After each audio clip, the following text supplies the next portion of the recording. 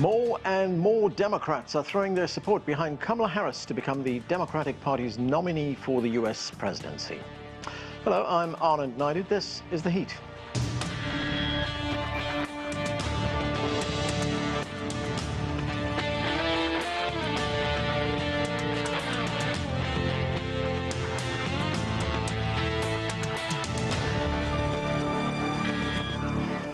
She fought for the nomination 4 years ago, lost without winning a single delegate. Now Kamala Harris, who was picked to be vice president, is poised to run for president. After Joe Biden decided to leave the race, she is all but locked to become the party's candidate. We begin with this report from CGTN's Nathan King. What a 24 hours in U.S. politics. Vice President Kamala Harris at the White House now running for president and paying tribute to the sitting president after he stepped aside and endorsed her to run in his place. I wanted to say a few words about our president. Joe Biden's legacy of accomplishment over the past 3 years is unmatched in modern history. In one term, he has already, yes, you may clap.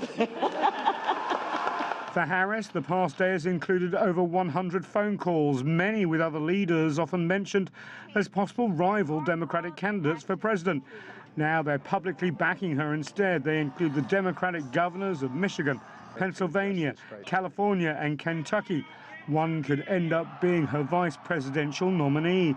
Harris also has the backing of most Democratic lawmakers in Congress, including the powerful former Speaker, Nancy Pelosi, and key senators.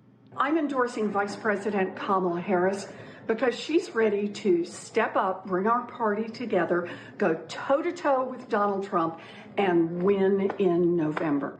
I'm here for Kamala because Kamala has been here for the American people year after year after year. She's ready to do this job, and she's going to win.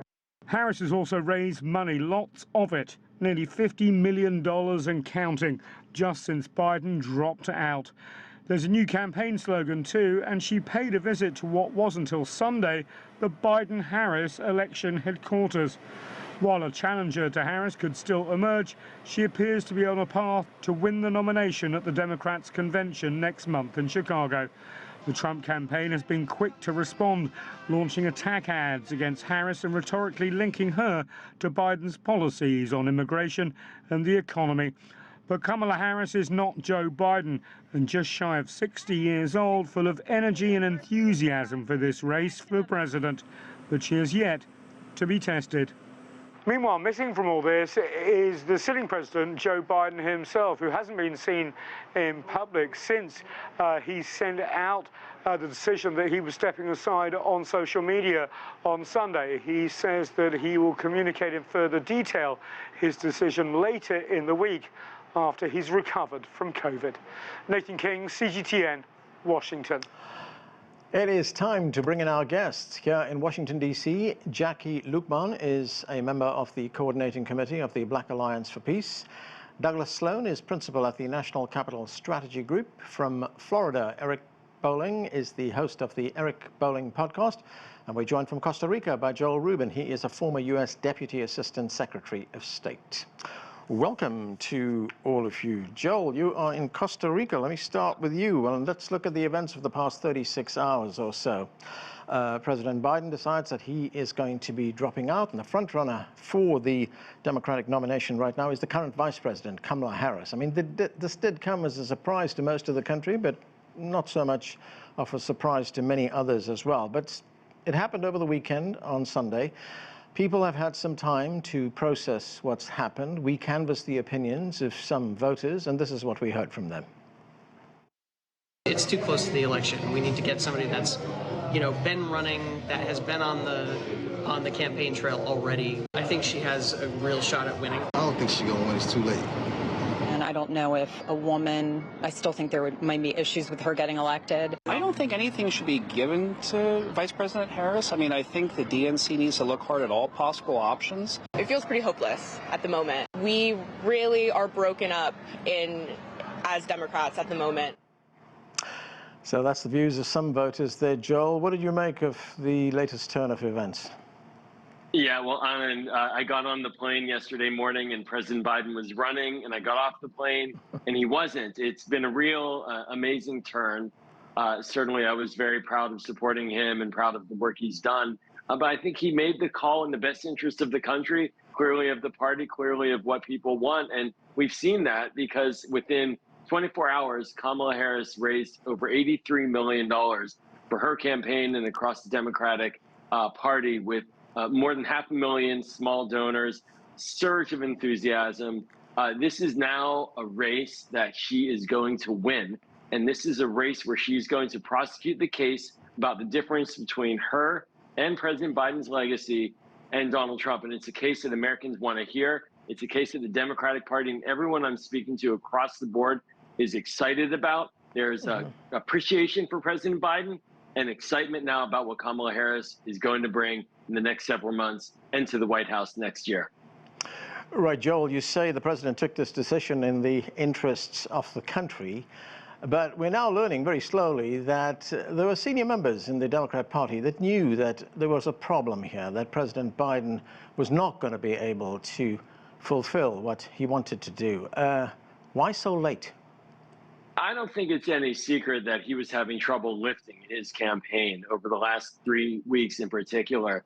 And there was a real fear that he wasn't going to be able to achieve the victory that we need in November. And that's really the core. Nobody said that he has not been a highly successful president. He is going down as someone of deep consequence for the country and clearly amongst Democrats, a revered figure. But there was a concern here that he was not taking off. Be it the previous debate in June 27th, and then since that time, just a continual set of concerns about his competitiveness, and that's why he made this move. You know, he is a man who understands political reality. I'll give it to Joe Biden, 50 plus years in Congress. He understands where the heart of the party is, and he saw that and made this decision, seeing this as the best way to ensure that Democrats keep the White House. All right, let me go to Eric Bolling. He's in Florida. Eric, it's been an open secret that the Trump campaign would have preferred to run against Joe Biden. And if we ever needed proof that that was the case, this was Trump over the weekend. Let's listen to him.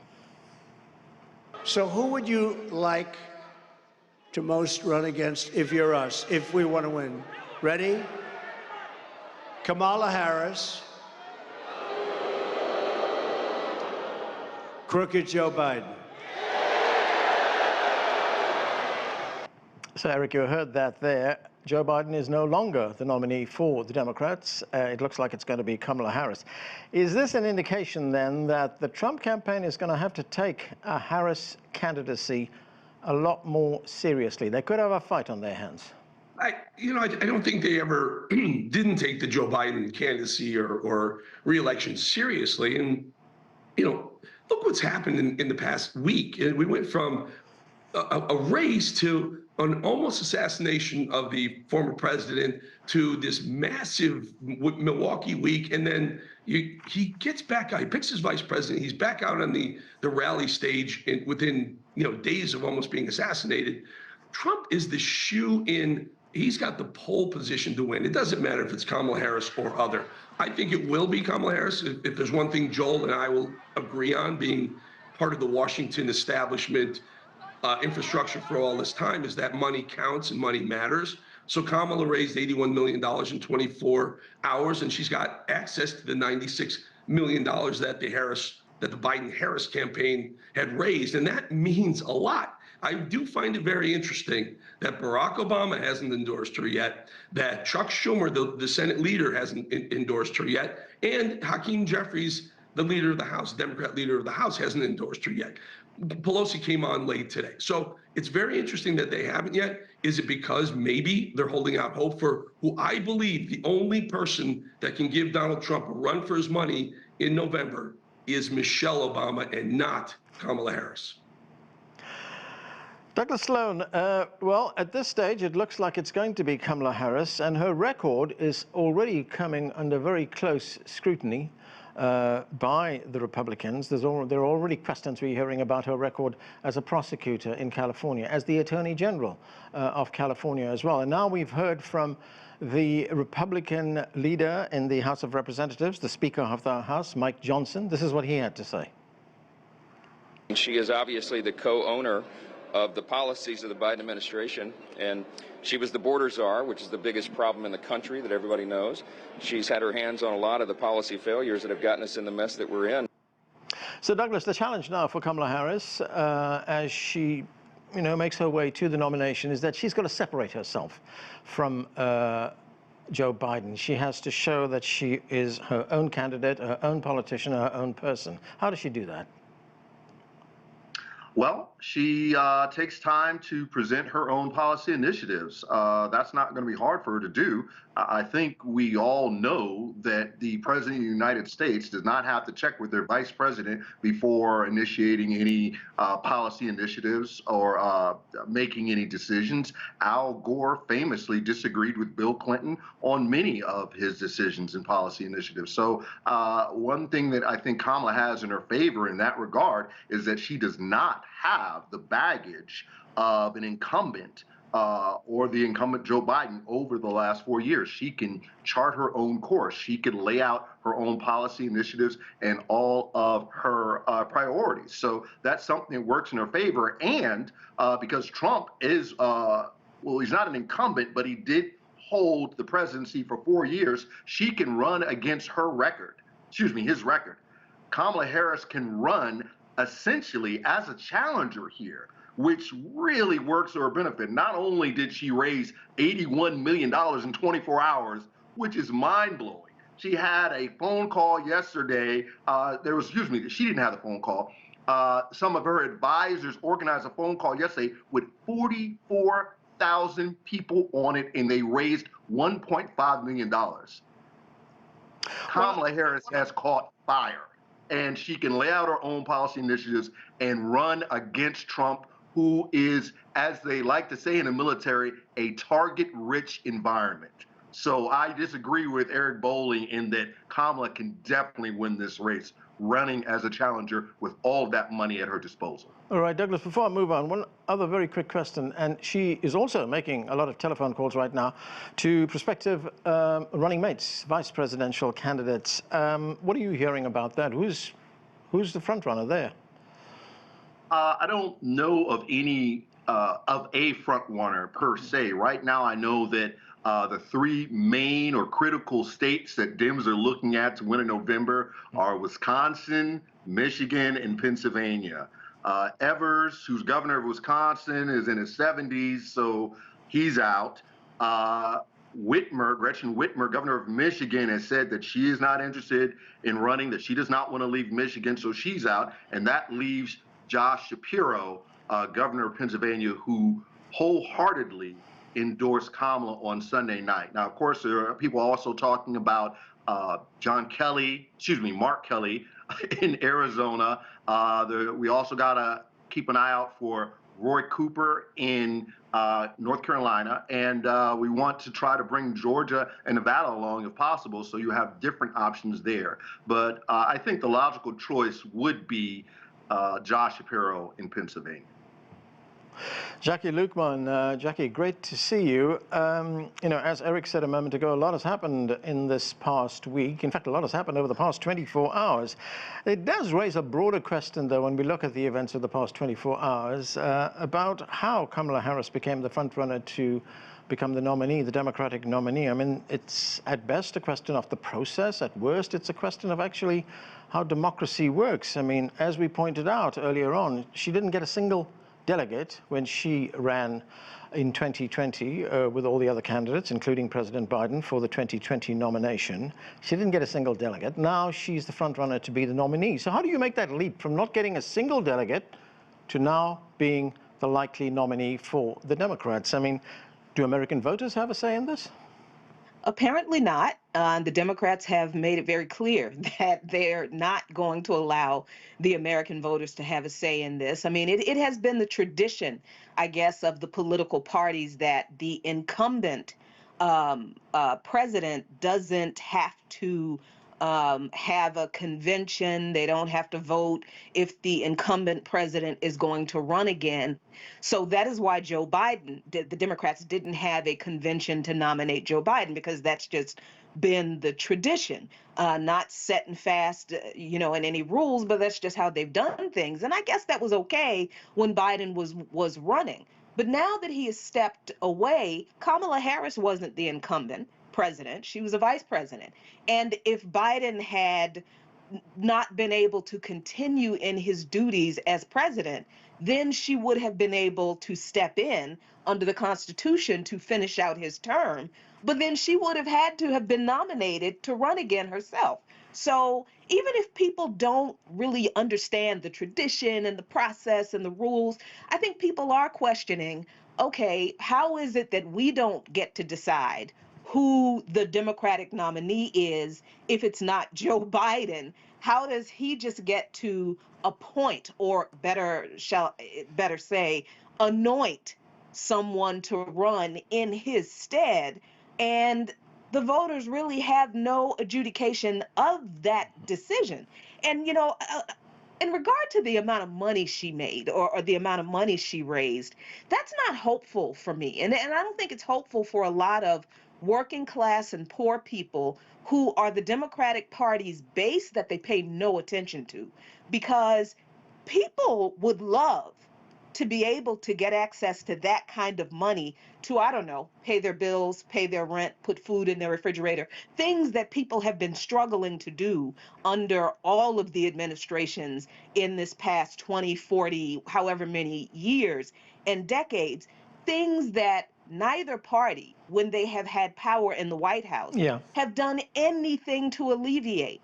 So it is true that Kamala Harris co-owns Biden's record of having SNAP benefits cut, CHIPS funding cut for child insurance for parents living in poverty, the emergency COVID Medicaid expansion, that was rolled back. In negotiations with the Republicans. The PPP loans got forgiven, but the student loans can't be forgiven without a bunch of people. May not know the rules and the laws and the Constitution, but they know the inequality when they see it. Okay, and Jacquie, that's what they're going to hold Kamala Harris. Right. I want to get Joel's opinion on what you've just said there. Joel, Jacquie raises some important points there. And I mean, can voters justifiably ask that question? How is that we don't have a say in this? Sure, if what Jacquie said was accurate, it's just not. That's the problem, is that Kamala Harris was on the ballot in the primaries alongside Joe Biden.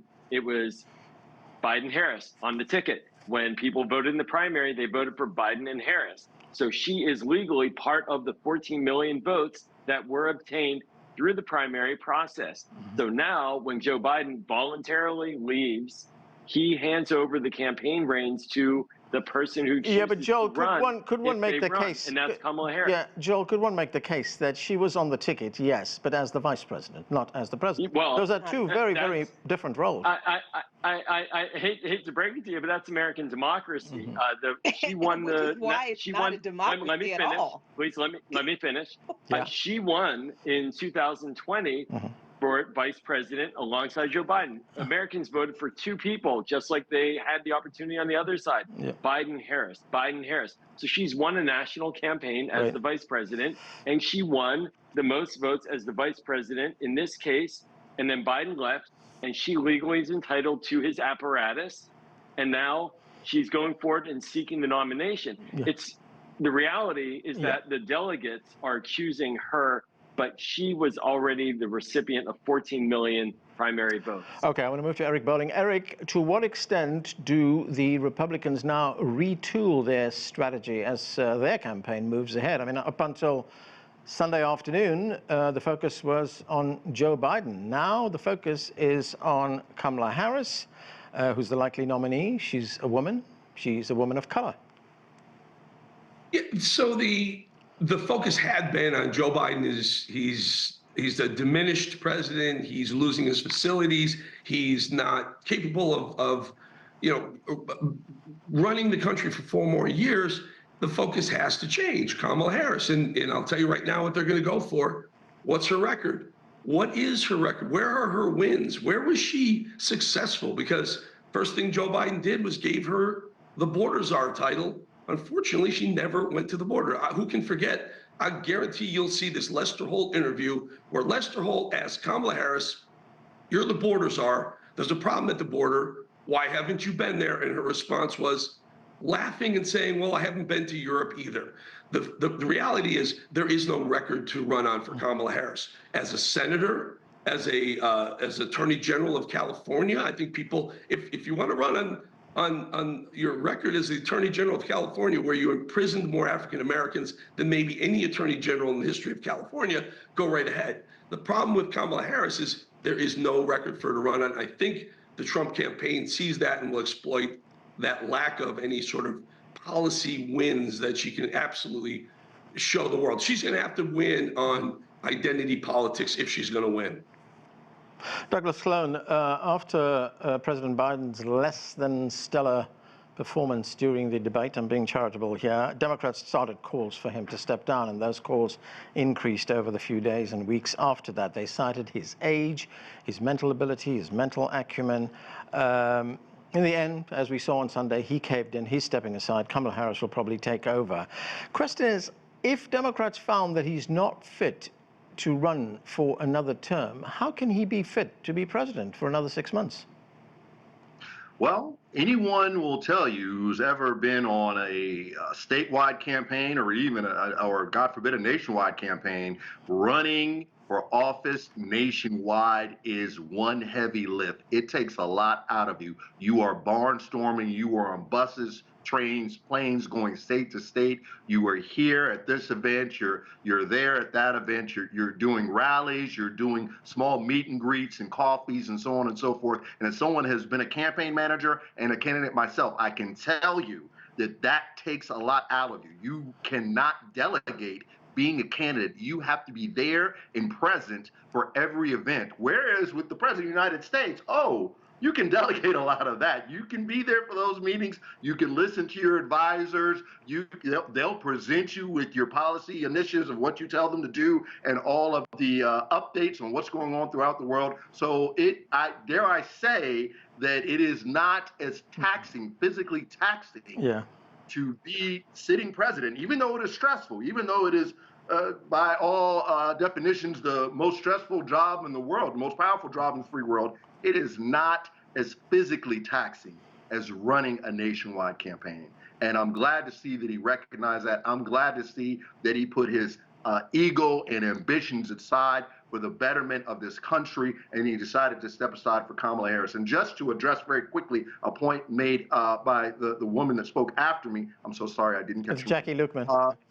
Jacquie, the Republicans would sue if anyone else was at the top of the ballot, and they would ensure that they would not make the ballot in all 50 states. I mean, Wisconsin, Georgia, I think Carolina already have many of their ballots deadlines gone. They're going to have to do a virtual convention and roll call of all the delegates before the convention just to make the ballot in Ohio and a few other states. So trust and believe that is a non-starter, because any other person besides Kamala Harris who was not already on that ballot would not make the ballot in all 50 states, and we would lose the election in November.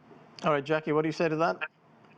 You know, whenever we talk about electoral politics in this country, we talk about people who are already so close and involved, so deeply entrenched in the process that it doesn't matter to everyday people. It does not matter to people in the neighborhood I live in that Kamala Harris was the vice president. People remember that she had to drop out of the debates because she was so terrible and had to end her campaign and did not get a vote from the very delegates who are now pouring all this money into her because their candidate, their president, is not fit to continue to run. Right. The issue is that we're dealing with someone and a political party that has done damage to the very people who folks are demanding that we vote for them now. And we're not supposed to talk about the terrible record that we've been talking about, which is part of the reason why Harris couldn't get a nomination before because her record in California in regard to Black people in particular was so bad. We have to not prop these people up as saviors just because they're the convenient people in the moment to save us from Trump. I'm sorry. And they've done just that as makes much damage as very little else sense to us. Okay. That would mean that there's only one candidate in any primary, and that anybody else who ever runs is never qualified. Barack Obama in 2000 he wasn't even allowed on the floor of the convention by his own state delegation. 8 years later, he was president. These are just not connected items at all.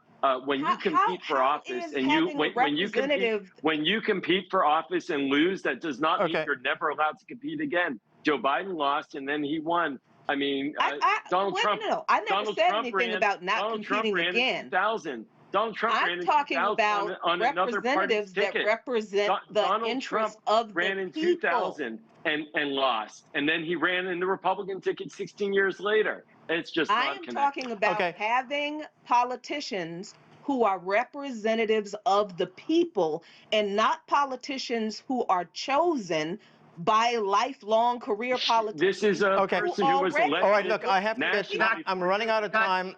I have to get to Douglas Sloan very quickly. We just got about 2 minutes left. Douglas, recent polls after the debate show that Trump is winning.